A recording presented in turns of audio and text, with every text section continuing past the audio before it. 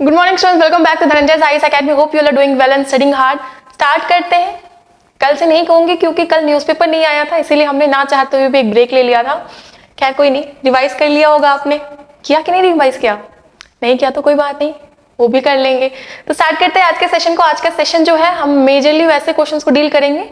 कैसे क्वेश्चंस को? जो लिंक करके क्वेश्चंस आ रहे हैं, ठीक है। जैसे ये स्टैटिक पार्ट है, बट ये किस बेस पे है, किस कंटेक्स्ट में है, वो भी डील करेंगे।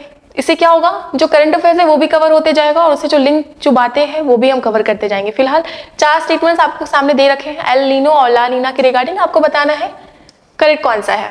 एल नीनो ला नीना हमने बहुत ही बार क्लास में डिस्कस किया है, तो आप बता दोगे आराम से, या फिर भूल गए? रिवाइज कर लेते हैं ना, तो ईजी रहेगा आपको भी बताना। बहुत ईजी है, बिल्कुल याद रखना है। सी क्या होता है, ट्रेड विंड का डायरेक्शन हमेशा इधर ही होता है। ओके, तो ट्रेड विंड जब चलती है तो यहाँ पे जो वार्म करंट्स होती है वो नीचे से ऊपर आती है, जिसको हमने पढ़ा था कि अपड्वेलिंग कहते हैं। वार्म करंट यहाँ पे आ जाती है। ये जो ऑस्ट्रेलियन कोस्ट है ये क्या हो जाता है, वार्मर हो जाता है। वार्मर जो कंडीशन होता है it give rise to low pressure zone. Low pressure zone cloud बनाएगा, कंडेंसेशन होगा। और मैंने बताया था उस टाइम में भी कि बारिश होने लगी। इस कंडीशन को क्या कहते हैं, ला नीना। क्या कहते हैं इस कंडीशन को, ला नीना। कैसे याद रखना है, बहुत कंफ्यूजिंग होता है लाल नीना और एल नीनो में। तो ऐसे याद रखना है कि लाल नीना जब होता है ना, तो लाल लाल बारिश हो रही है कहाँ, हमारे यहाँ, ठीक है। ऑस्ट्रेलियन कोस्ट पे होती है, हमारे यहाँ भी बारिश होती है, तो ऐसे याद रखना। और जैसे ही बारिश याद आ जाएगा कि हमारे यहाँ बारिश हो रही है, तो बारिश क्यों हो रही है, क्यों कि वार्म करंट यहाँ पे है, वार्म है, तो लो प्रेशर जोन क्रिएटेड है, जिसके चलते बारिश हो रही है। अब ये इधर की बात हो गई। अब इधर की क्या बात हो गई, उधर वार्म करंट था, वहां पे वार्म था, तो यहाँ पे कोल्ड होगा, ठीक है। हाई प्रेशर जोन क्रिएट होगा। हाई प्रेशर जोन क्रिएट होता है तो फिर कंडेंसेशन वगैरह होगा नहीं, और तो यहाँ पे क्या होगा, ड्राउट लाइक सिचुएशन हो जाएगी। लेकिन क्योंकि मैंने बताया अप ड्वेलिंग हो रही है, ठीक है। मैंने क्या बताया था शुरू में कि जो पानी है नीचे से गर्म पानी ऊपर आती है, तो जब ये अप ड्वेलिंग होता है ना, तो उसके साथ साथ बहुत सारे न्यूट्रिएंट भी वाटर सरफेस पे आ जाते हैं, और जो मछलियां हैं वो भी आ जाती हैं। क्यों? क्योंकि न्यूट्रिएंट ऊपर आ रहे हैं। तो यहाँ पे मेजर फिशिंग ग्राउंड क्रिएट हो जाता है कहाँ, पेरुवियन कोस्ट पे। हमने ऑलरेडी क्लास में ये चीज बहुत अच्छे से डिस्कस की थी।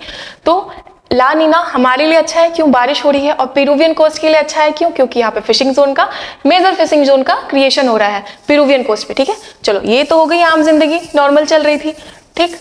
उसके बाद फिर क्या होता है कि ये जो ट्रेड विंड है ये वीकेंड पर जाता है, और वीकेंड हो जाता है तो जो वार्म करंट यहाँ पे एक्यूमुलेट हो रही थी वो यहाँ पे एक्यूमुलेट होने लगेगी। यहाँ पे वार्म प्रेशर क्या क्रिएट करेगा, लो प्रेशर जोन क्रिएट करेगा, ठीक है। लो प्रेशर जोन यहाँ पे बारिश करेगी, और यहाँ पे क्या होगा, यहाँ पे कोल्ड प्रेशर जोन हो जाएगा, मतलब कोल्ड प्रेशर होगा, मतलब कोल्ड जोन हो जाएगा। और यहाँ पे क्या होगा, हाई प्रेशर जोन क्रिएट हो जाएगा, जिसके चलते क्या होगा, ड्राउट लाइक सिचुएशन इधर आ जाएगी, ठीक है। तो यहाँ पे तो बारिश हो रही है, लेकिन ये इन लोगों के लिए कैटास्ट्रॉफिक होता है, क्योंकि बहुत ही ज्यादा हैवी फ्लड आ जाता है पेरुवियन कोस्ट के में। कब, एल नीनो में। तो एल नीनो ना हमारे लिए अच्छा है ना उनके लिए अच्छा है। हमारे यहाँ भी सूखा आ रहा है और इनके यहाँ कैटास्ट्रॉफिक लाइक सिचुएशन आ जाता है, फ्लड वगैरह बहुत बढ़ जाता है, ठीक है। तो ये था एल नीनो और ला नीना। बहुत ही ईजी है और बहुत ही इंपॉर्टेंट कंसेप्ट है, आपके एग्जाम पॉइंट ऑफ व्यू से आपको बिल्कुल समझना है। तो उसी के रिगार्डिंग 4 स्टेटमेंट दे रखे हैं। चलो क्वेश्चन पहले देखते हैं। एल नीनो को क्या लिटिल बॉय भी कहते हैं? मैंने पहले ही बता रखा है, जी हाँ कहते हैं, ठीक है। उसके बाद फिर दूसरे स्टेटमेंट क्या कह रहा है कि एल नीनो के इवेंट में westward blowing trade winds weaken along the equator. मैंने क्या बताया था कि नॉर्मली ट्रेड विंड ऐसे जा रही है, ये ईस्ट है, ये वेस्ट है। तो ये लाल नीना के टाइम में ट्रेड विंड ऐसे जा रही थी, जो कि एल नीनो के टाइम में वीक हो जाती है। तो हाँ, वेस्टवर्ड जो ब्लोइंग ट्रेड विंड है वो वीक हो जाती है एल नीनो के टाइम में, बिल्कुल सही बात है। उसके बाद फिर क्या कह रहे हैं कि लाल नीना जो है हमारे यहाँ ला ला ला बारिश क्रिएट करती है, बिल्कुल करती है, इंडियन मानसून करती है क्रिएट। उसके अलावा क्या कह रहे हैं कि एल नीनो जो है वो bad for fishing industries Peruvian coast कोले में। मैंने क्या बताया था, लाल नीना हमारे यहाँ बारिश हो रही है, लेकिन वहां पे अपड्वेलिंग हो रहा था, जिसके चलते न्यूट्रिएंट ऊपर आ रहे थे और मेजर फिशिंग इंडस्ट्री क्रिएट हो रहा था पेरुवियन कोस्ट पे।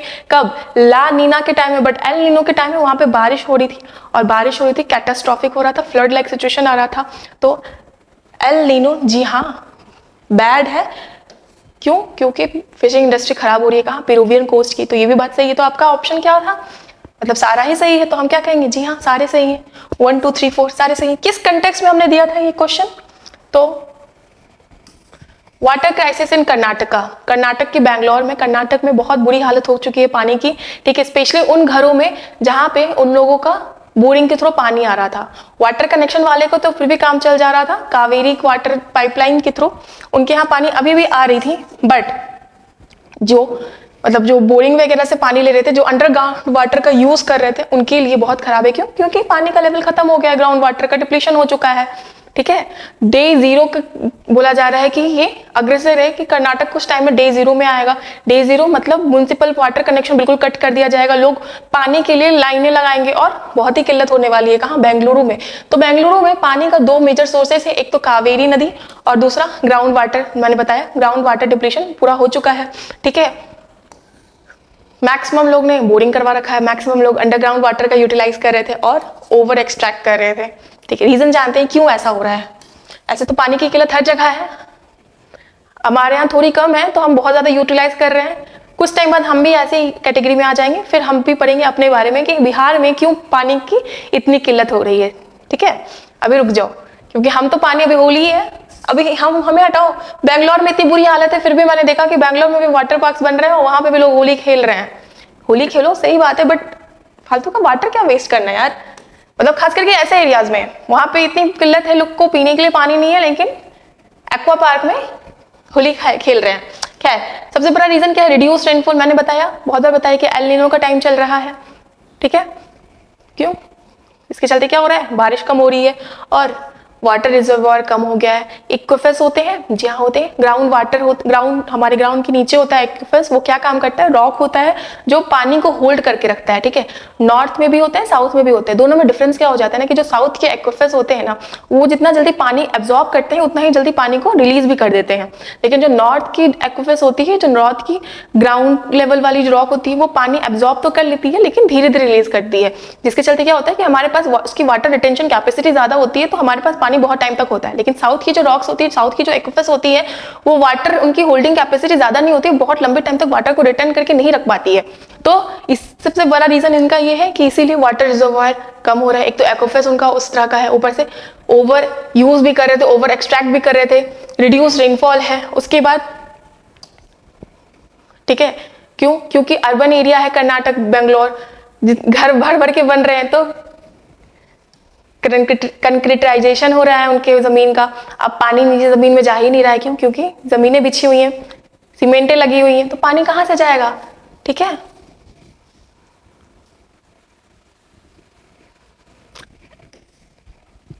एल नीनो के चलते बारिश कम हो रही है, इसीलिए हमने क्वेश्चन पढ़ा था।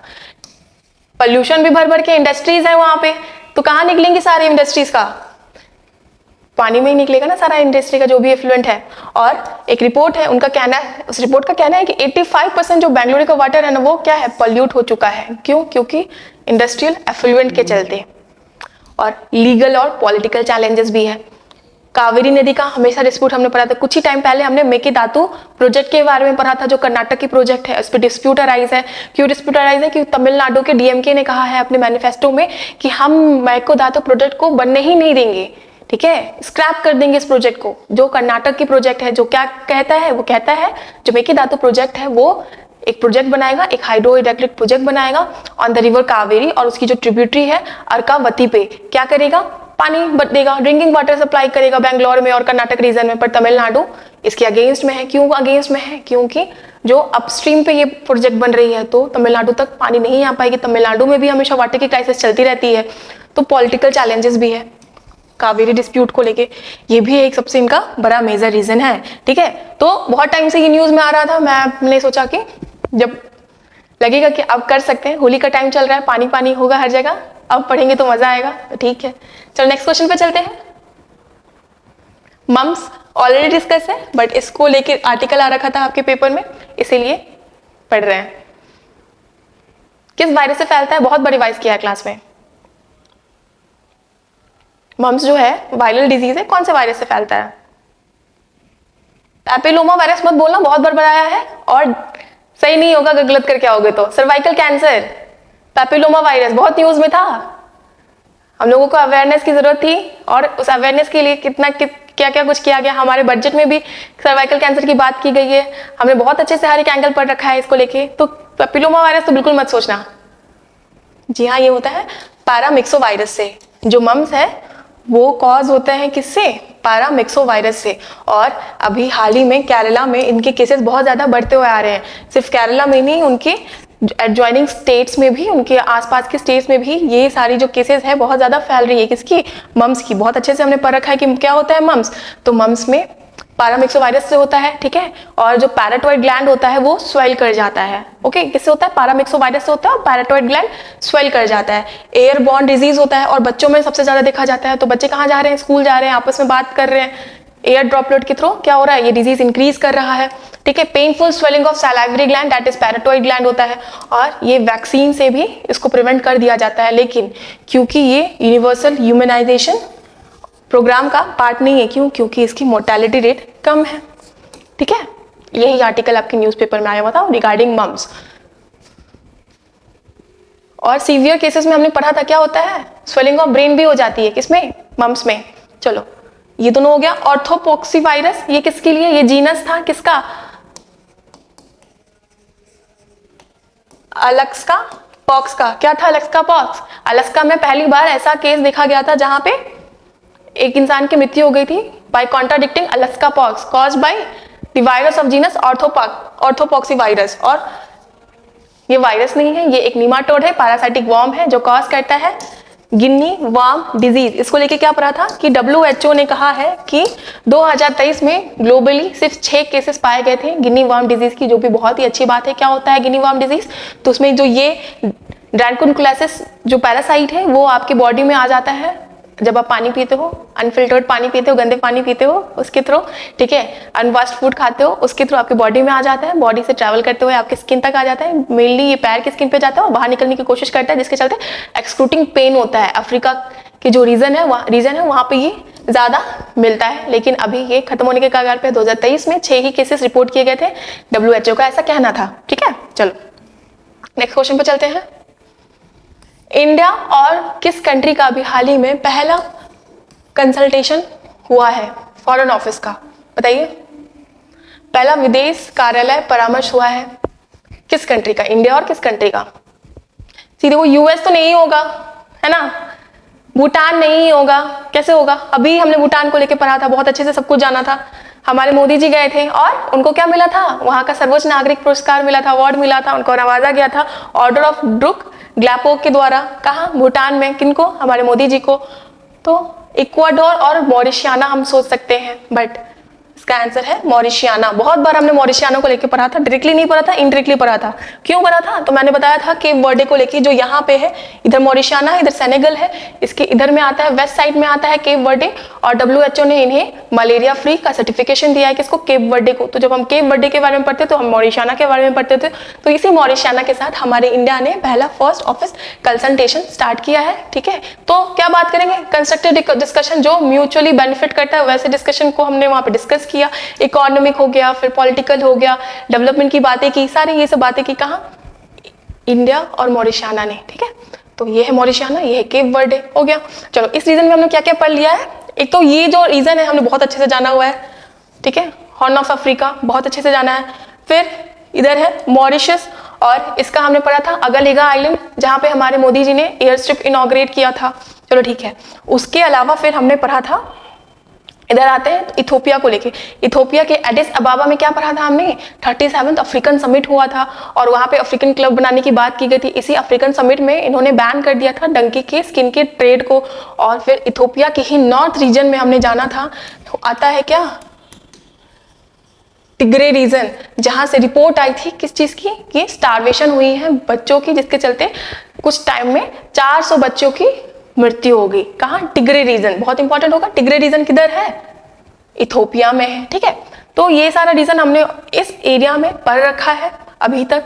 उसके अलावा रेड सी का जब भी पढ़ा था तो हमने जाना था, हॉर्न ऑफ अफ्रीका का पढ़ा था तो जाना था।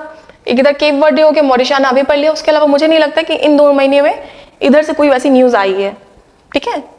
चलो नहीं आई है। चलो ठीक है, नेक्स्ट क्वेश्चन पे चलते हैं।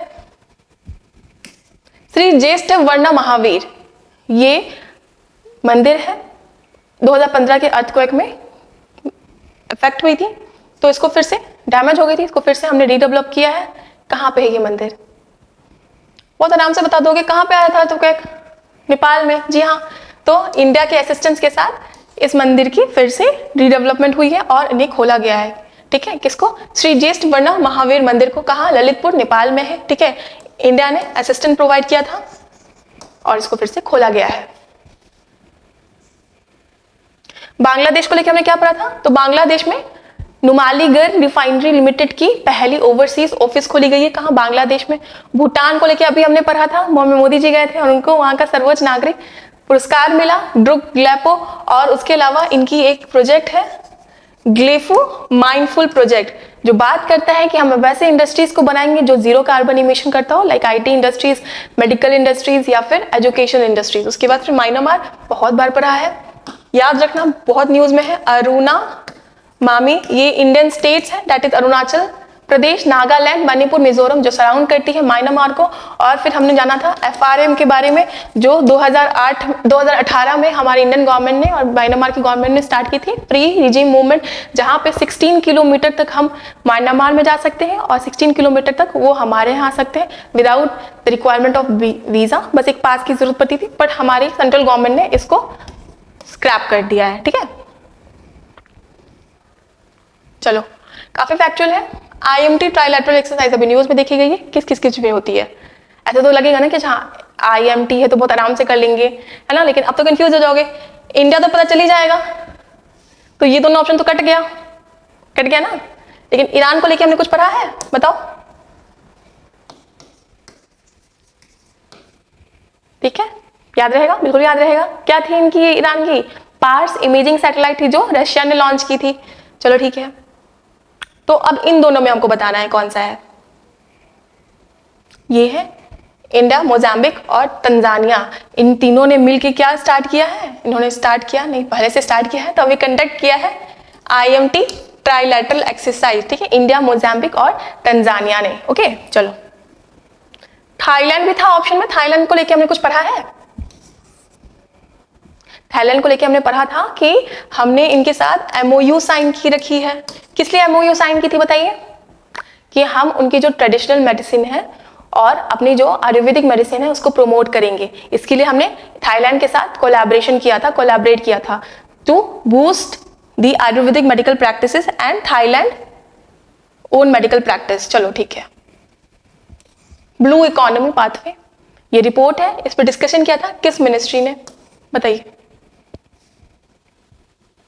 एक वर्कशॉप ऑर्गेनाइज किया गया था ब्लू इकोनॉमी पाथवे स्टडी पे, किस मिनिस्ट्री ने किया था? बहुत इंपॉर्टेंट होता है ब्लू इकोनॉमी। ठीक है, अभी हमारे इंडिया में नेशनल स्टेज पे है, लेकिन बहुत ही पावर होल्ड करता है फिशरीज इंडस्ट्री। और अभी तो हम देख ही रहे हैं कि क्या हाल चल रहा है। हमने कुछ दिन पहले एक एडिटोरियल के बारे में पढ़ा था, जहां पे बोला जा रहा था कि इंडिया को अब 4 फ्रंट से तैयार रहना है। एक तो हो गया आपका पाकिस्तान, फिर चाइना और नॉर्थ ईस्ट। उसके अलावा हमें मैरीटाइम जो एक नया फ्रंट स्टार्ट हो रहा है, उस पर भी हमें करना है अपने आप को स्ट्रॉन्ग। फिर हमने ऑपरेशन संकल्प भी जाना था, और इसी ऑपरेशन के अंडर में अभी हाल ही में हमारी इंडियन नेवी और एयरफोर्स ने मिलकर जो सोमालियन पायरेट्स उनको पकड़ा था और माल्टा की शिप को बचाया था। ठीक है, ऑपरेशन संकल्प पर रखा है। फिलहाल ये क्वेश्चन पे वापस आते हैं, कौन सी मिनिस्ट्री ने वर्कशॉप ऑर्गेनाइज किया था on blue economy pathway study? ये क्या था? मिनिस्ट्री ऑफ अर्थ साइंस ने। ठीक है, पृथ्वी विज्ञान मंत्रालय ने वर्कशॉप स्टार्ट किया था रिगार्डिंग ब्लू इकोनॉमी। ठीक है, और World Bank as a knowledge partner वहां पे प्रेजेंट थे, और उन्होंने इस रिपोर्ट पे पढ़ा और जाना कि क्या रिसोर्सेज, क्या हमारे पास क्या क्या कर सकते हैं ब्लू इकोनॉमी में। ठीक है, इसकी रिसर्च और डेवलपमेंट को लेके। चलो, हैवी इंडस्ट्रीज को लेके पढ़ा है? क्या पढ़ा था बताओ? बहुत बार रिवाइज भी कर लिया है। Electric mobility promotion programme. ठीक है, जो बात करता है कि 2 व्हीलर और 3 व्हीलर जो भी इलेक्ट्रिक व्हीकल्स है उसको हम कैसे प्रमोट करें। फिर मीटी को लेके पढ़ा था, भाषा नेट पोर्टल किसने स्टार्ट किया? मीटी ने, मिनिस्ट्री ऑफ इलेक्ट्रॉनिक्स और इंफॉर्मेशन ने। और chemical fertiliser, revamped pharmaceutical technology upgradation assistance scheme, जो बात करता है कि हम इंडियन जो भी मेडिसिन के मैन्युफैक्चरिंग यूनिट्स हैं उसको ग्लोबल स्टैंडर्ड की टेक्नोलॉजी असिस्टेंस प्रोवाइड करें ताकि वो ग्लोबल स्टैंडर्ड्स की मेडिसिन प्रोड्यूस कर सके। ठीक है, चलो, बहुत अच्छे से उस स्कीम के बारे में पढ़ा था, रिवीजन में शॉर्ट रख रहे हैं। अभी हाल ही में ये बहाई किंगडम है, न्यूज में है, तो इनको किस कंट्री में प्रोसिक्यूट किया जा रहा है? लोटस टेम्पल है ना, इन्हीं की है, ठीक है। तो किस कंट्री में इनका प्रोसिक्यूशन का मामला बहुत सामने में आ रहा है, क्यों आ रहा है? तो इजराइल में एक है हफाई सिटी, ठीक है, वहां पे इनका मंदिर है, जो भी इनका जो पूजा घर है वहां पे है, और ये इजराइल में है। तो उस कंट्री का मानना है, जो इजराइल के बिल्कुल अगेंस्ट में है, कि कहीं ना कहीं ये भी इजरायली को सपोर्ट कर रहे हैं, इसीलिए इनको वहां पे प्रोसिक्यूशन हो रहा है इसी नाम पे। मैंने बोला इजराइल के अगेंस्ट है। सऊदी यूएई तो भी अब नहीं दिख रहे हैं, है ना, होंगे बट है नहीं। ईरान, ठीक है, ये ईरान में है बहाई कम्युनिटी, जहां पे इनका प्रोसिक्यूशन हो रहा है, ठीक है। इनका कोई सीट भी नहीं है और ना ही इनको कोई राइट्स मिल रहे हैं वहां पे, और हैवी प्रोसिक्यूशन हो रहा है उनका। कहाँ पे? ईरान में। कौन? बहाई माइनॉरिटी कम्युनिटी। चलो ठीक है। यूएई को लेके हमने बहुत बार पढ़ रखा है, वर्ल्ड गवर्नमेंट समिट हुई थी कहाँ? यूएई में। उसके बाद सऊदी अरब वर्ल्ड डिफेंस और याद में। अर्मेनिया और अजरबैजान का जो डिस्प्यूट है वो भी जाना था, अभी हाल में फिर से न्यूज में बहुत ज्यादा आ रहा है, नागोर्नो काराबाख के रीजन को लेके। और हमने पढ़ा था उस टाइम में कलेक्टिव सिक्योरिटी ट्रीटी ऑर्गेनाइजेशन, जिसको लीड करता है रशिया, और अर्मेनिया भी उसमें पार्टिसिपेट करता है, अर्मेनिया भी उसका मेंबर है, बट अर्मेनिया ने अभी फ्रीज कर रखा है अपना मेंबरशिप। क्यों? क्योंकि रशिया उनको सपोर्ट नहीं कर रहा है अर्मेनिया को रिगार्डिंग नगर्नो काराबाख रीजन को लेके, ठीक है। चलो, इंडिया ने रिप्रेजेंट किया था इंटरनेशनल टेलीकम्युनिकेशन यूनियन में, किसने लीड किया था हमारे डेलीगेशन को? जेनेवा में हुआ था ये इंटरनेशनल टेलीकम्युनिकेशन यूनियन, तो इंडिया ने रिप्रेजेंट किया था। तो हमारे इंडियन डेलीगेशन को किसने लीड किया था? ये किया था नीरज मित्तल ने, ठीक है, इंपॉर्टेंट होगा नीरज मित्तल में। यूनाइटेड नेशन का ये एजेंसी है ITU, इंटरनेशनल टेलीकम्युनिकेशन यूनियन, ठीक है, और किसने लीड किया था? डॉक्टर नीरज मित्तल ने। ITU के बारे में थोड़ा सा पढ़ लेते हैं। यूनाइटेड नेशन की एजेंसी है, ठीक है, 1865 में एज इंटरनेशनल टेलीग्राफ यूनियन के द्वारा, मतलब एज उसके थ्रू एस्टैब्लिश हुई थी। फिर 1947 में ITU एक स्पेशलाइज्ड एजेंसी बन गया, किसका? यूनाइटेड नेशन का, और हेडक्वार्टर जिनेवा स्विट्जरलैंड में। और नीरज मित्तल ने इंडियन डेलीगेशन को रिप्रेजेंट किया था। नीरज मित्तल को सुनील मित्तल से कंफ्यूज मत करना। सुनील मित्तल भारतीय एयरटेल वाले, ठीक है, इनको क्या मिला था? चार्ल्स III जो है, हाँ, उन्होंने इनको ऑनरी अवार्ड प्रोवाइड किया था। किनको? सुनील मित्तल को। उसके अलावा शरद कमल को 2024 पेरिस ओलंपिक्स जो होगा वहां पे फ्लैग बेयर, और TM कृष्णा कलानिधि पुरस्कार। चलो, पुष्पक विमान के बारे में हमने कुछ दिन पहले ही पढ़ा था, रीयूजेबल लॉन्चिंग व्हीकल है। उसका टेस्ट कहाँ पे हुआ था? इसरो ने किया था। कहाँ पे किया था? पुष्पक के बारे में बात की जा रही है, रीयूजेबल लॉन्च व्हीकल है, ठीक है।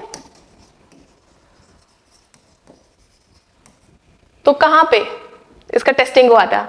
नॉर्मली इस तरह की टेस्टिंग जब आती है तो हमें लगता है कि ये तो श्रीहरिकोटा आंध्र प्रदेश में हो रहा होगा, है ना, सोच सकते हैं, बट नहीं हो रहा है। ना ही चांदीपुर ओडिशा में हुआ है, क्योंकि मैक्सिमम टेस्टिंग यही होती है। थोड़ी सी अलग जगह पे टेस्टिंग हुई थी, इसलिए क्वेश्चन में आ गए आपके।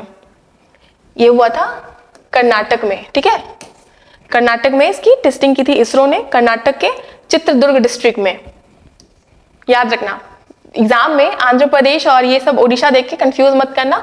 चित्रदुर्ग डिस्ट्रिक्ट ऑफ कर्नाटक में क्या हुआ था? टेस्टिंग हुआ था, ठीक है। तमिलनाडु को लेकर थुट्टिकोडी डिस्ट्रिक्ट में हमारा सेकंड स्पेस पोर्ट बना है। कहाँ? थुट्टिकोडी डिस्ट्रिक्ट ऑफ तमिलनाडु। तो हो गया आज का सेशन खत्म, डन। तो मिलते हैं नेक्स्ट, तब तक के लिए क्या करना है? पढ़ना है और ख्याल रखना है, ठीक है। चलो।